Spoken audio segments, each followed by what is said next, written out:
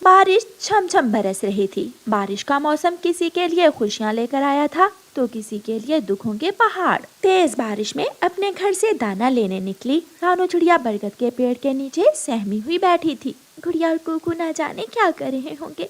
वो तो बहुत छोटे हैं और ये उनकी पहली बारिश है। वो डर रहे होंगे। कुकू भाई मेरे पास आ जाए, मुझे डर लग रहा है। मम्मा कब आएंगी? कुकू भाई जब आसमान से पानी गिरना बंद होगा तो फिर मम्मा लौट कर घर आएंगी। लेकिन ये पानी क्यों आ रहा है आसमान से? क्या आसमान पर कोई नदी है जिसका पानी नीचे गिर रहा है? ये तो मुझे नहीं मालूम, किसी से पूछना होगा। गुड़िया खिड़की में बैठी अपने भाई से बातें कर रही थी। गौरी कव्वी पेड़ के कुछ पत्ते अपनी चोंच में लिए गुड़िया के घर के पास से गुजरती है। गौरी आंटी बात सुने। गौरी कव्वी वहाँ आती है। छोटी चिड़िया, क्या मुझे आवाज दी है? मेरा नाम गुड़िया है, छोटी चिड़िया नहीं। आंटी ये पानी कहाँ से आ रहा है? हमने तो पहली बार आसमान से ऐसे पानी गिरते हुए देखा है। ये पानी बादलों से बरस रहा है, इसे बारिश कहते हैं। अब मुझे जाने दो, मेरे घर की छत टूट गई है। मेरा तो पूरा घर पानी से भर गया है। गौरी कव्वी जल्दी से वहाँ से उड़ जाती है।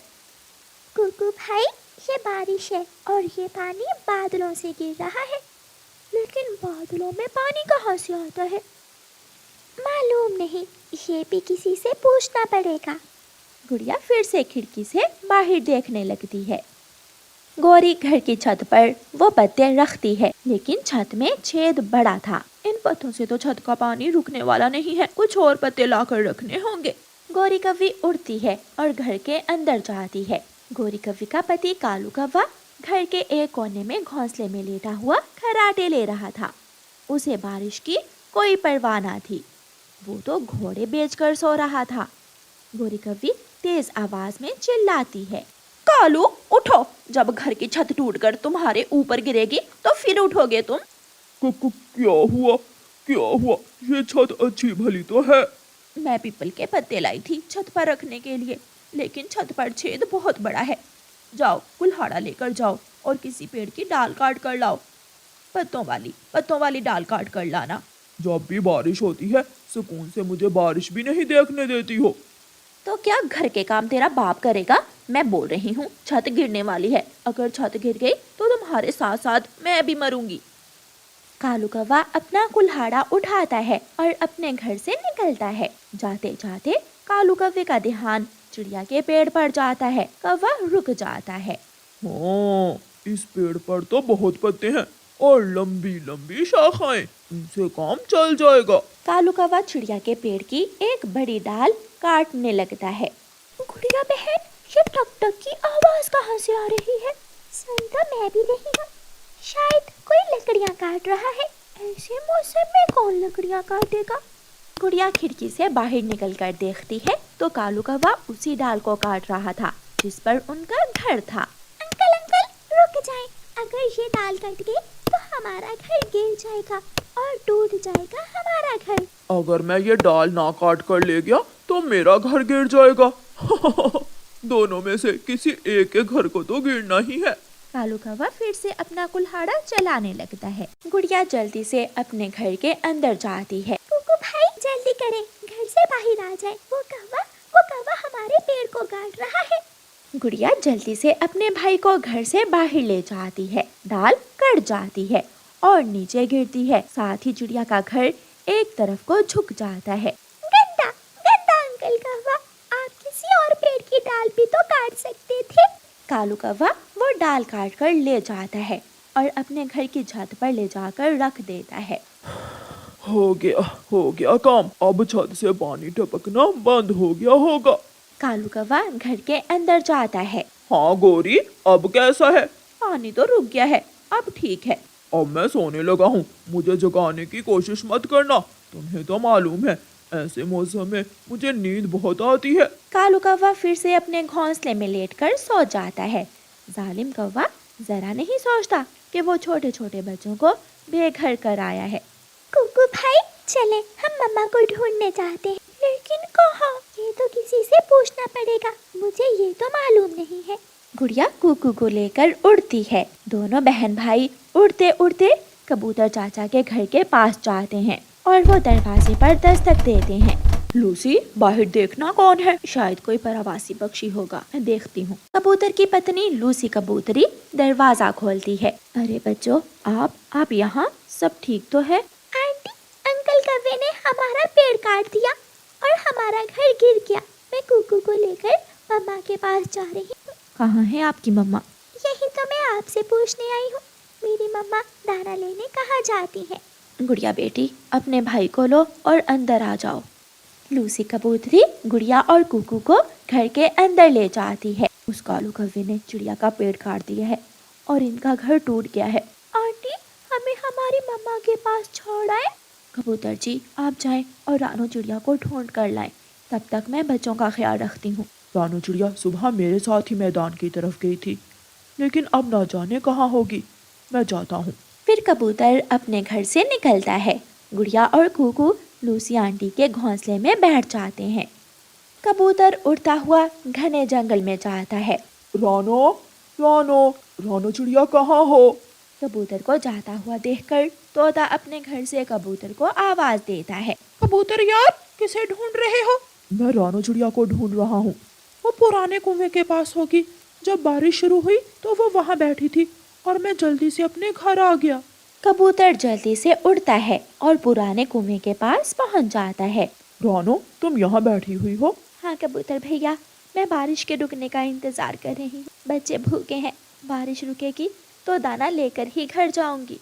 उधर कालू कौवे ने तुम्हारा पेड़ काट दिया है। ये सुनकर रानू चिड़िया की तो जान ही निकल जाती है। मेरे बच्चे ठीक हैं क्या? हाँ, चिंता ना करो, तुम्हारे बच्चे मेरे घर में सुरक्षित हैं। तुम भी चलो, मेरे घर में दाना है। आज का दाना तुम मुझसे ले लेना और जब बारिश रुकेगी तो हम और दाना ढूंढ कर ले आएंगे। रानू चिड़िया कबूतर के साथ चली जाती है। मम्मा चिड़िया अपने बच्चों को अपने गले से लगाती है। बच्चे अपनी माँ को देखकर बहुत खुश होते हैं। लूसी उनको दाना देती है। वो सब दाना खाते हैं। मुझे आपकी बहुत फिक्र हो रही थी, लेकिन अभी तक मुझे दाना ही नहीं मिला था। दाना मिलता तो मैं लौटकर घर आती। चिड़िया बहन, ऐसे मौसम में पड़ोसी ही तो एक दूसरे के काम आते हैं। आप पहले ही हमारे घर से दाना ले जाती। अब बारिश के रुकने के बाद तुम्हारे घर की मरम्मत का काम हम मिलकर करेंगे। कबूतर भैया, जहाँ उन कौवों जैसे पक्षी हैं, वहाँ आप जैसे अच्छे दोस्त भी। फिर मुझे क्या चिंता। दाल का वजन बहुत ज्यादा था।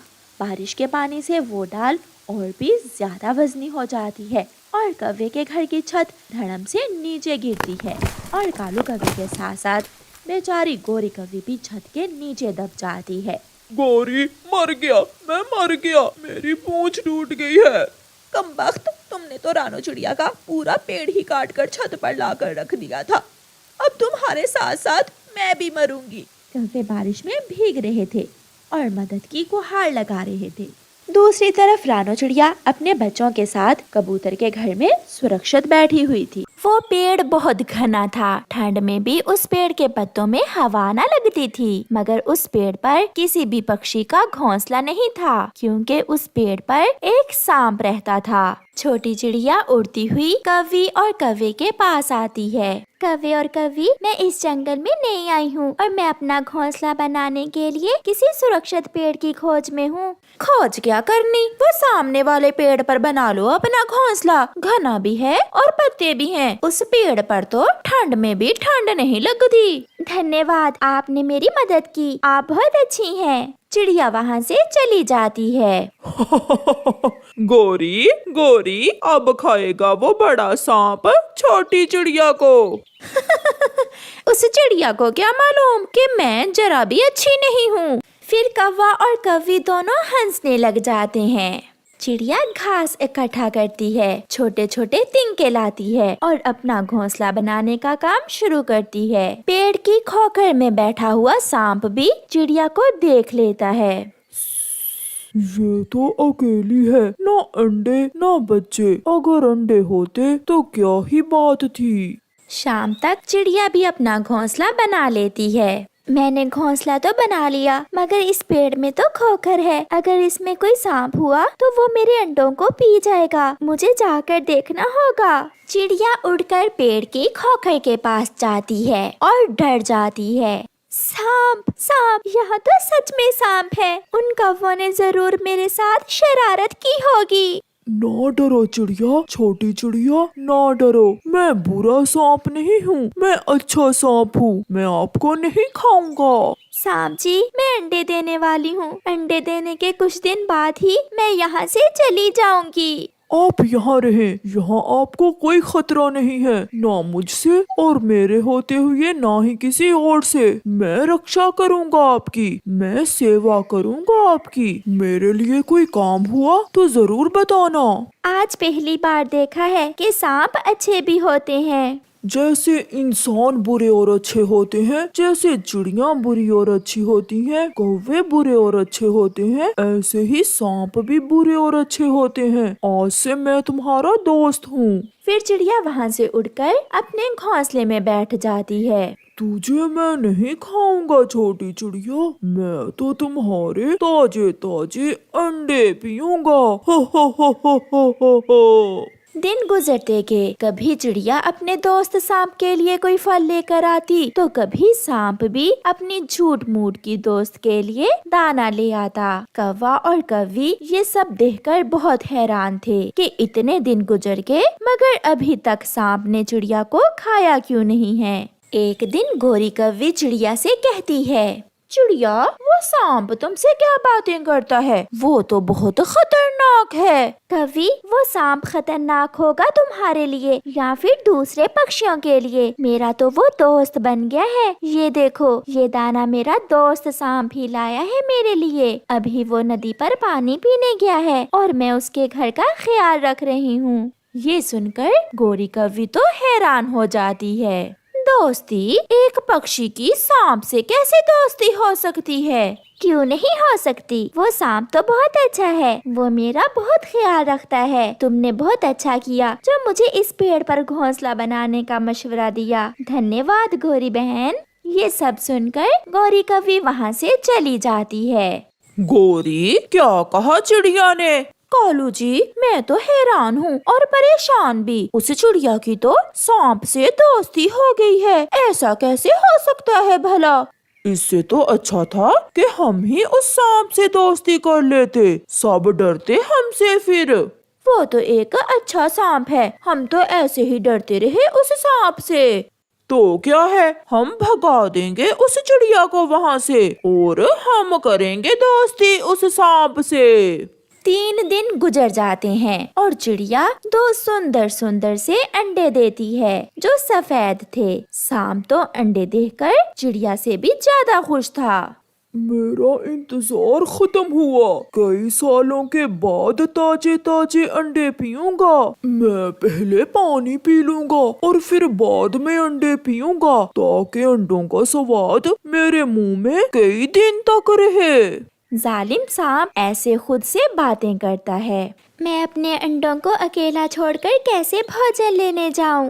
तुम अकेली नहीं हो दोस्त, मैं बैठ जाता हूँ तुम्हारे अंडों के पास और तुम अपना भोजन ले आओ। हाँ सांप दोस्त, आप तो मेरे दोस्त हो। ऐसे सांप अंडों के पास आकर बैठ जाता है और छोटी चिड़िया अपने भोजन के लिए निकल जाती है। थोड़ी दूर जाकर चिड़िया के दिल में ख्याल आता है, वो सांप है और मैं चिड़िया, कहीं उसे भूख लगी तो वो मेरे अंडे ही न पी ले। चिड़िया का दिल डर रहा था। डरती हुई चिड़िया रास्ते से ही वापस आ जाती है। अब तक तो चिड़िया दूर निकल गई होगी। मेरी बरसों की इच्छा पूरी होने वाली है। मैं पहले नदी से पानी पी आऊं और फिर चिड़िया के आने से पहले पहले चिड़िया के 3 अंडे ही पी लूंगा। सांप नदी से पानी पीने चला जाता है। थोड़ी ही देर बाद चिड़िया भी वापस आ जाती है। सांप दोस्त तो यहाँ नहीं है। अगर उसे मेरे अंडों की चिंता होती तो वो कभी मेरे अंडे छोड़कर ना जाता। दूसरे पेड़ पर गोरी कव्वे ने भी 2 अंडे दिए थे। वो अपने पति कालू कव्वे से कहती है, कालू जी सुनो, इस पेड़ पर मुझे रात को बहुत ठंड लगती है। तुम जाओ और चिड़िया को वहाँ से भगा दो और हम अपना घोंसला उठाकर उस पेड़ पर ले जाते हैं। हाँ गोरी, अब तो हमें सांप से भी कोई खतरा नहीं है। जैसे उसने चिड़िया से दोस्ती की, ऐसे ही वो हमसे भी दोस्ती कर लेगा। फिर कालू कौवा चिड़िया के पास जाता है। चिड़िया रानी, अब तुम्हारा यहाँ से जाने का समय हो गया है। क्या मतलब कव्वे भैया, मैं समझी नहीं आपकी बात। मेरी पत्नी ने भी 2 अंडे दिए हैं और हम ठंड के दिनों में इस पेड़ पर रहते हैं। तुम किसी और पेड़ पर चली जाओ। मगर आपने खुद मुझे कहा था इस पेड़ पर घोंसला बनाने को। और अब जाने का भी तो मैं खुद ही कह रहा हूँ। चुपचाप यहाँ से चली जाओ, ज्यादा चू चू मुझे पसंद नहीं है। करती भी तो क्या, चिड़िया बेचारी रोते हुए अपना घोंसला उठाकर वहाँ से चल देती है।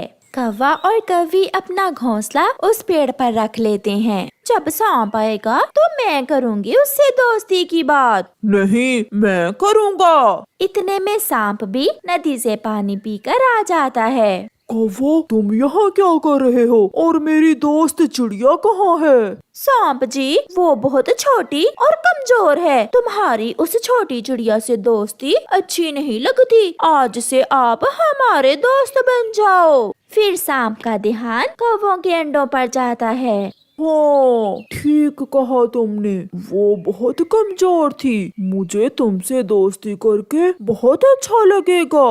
तो फिर आप यहाँ बैठे हमारे अंडों के पास और हम आपके लिए फल लेकर अभी आते हैं। फिर कौवा और कव्वी वहाँ से चले जाते हैं। चिड़िया छोटी थी और उसके अंडे भी छोटे थे। कव्वी, तुम्हारे अंडे तो चिड़िया से भी बड़े हैं और स्वादिष्ट भी होंगे। ऐसा कहते हुए वो सांप कौवों के अंडे पी लेता है और अपनी खोखर में जाकर गहरी और लंबी नींद सो जाता है। शाम को जब कौवे वापस आते हैं तो वहाँ ना सांप था और ना ही अंडे। हाँ, एक अंडे का खोल सांप की खोखर के पास पड़ा था। कालू, मैं लुट गई, मैं बर्बाद हो गई। वो सांप तो बहुत धोखेबाज निकला, वो मेरे अंडे पी गया। हाय।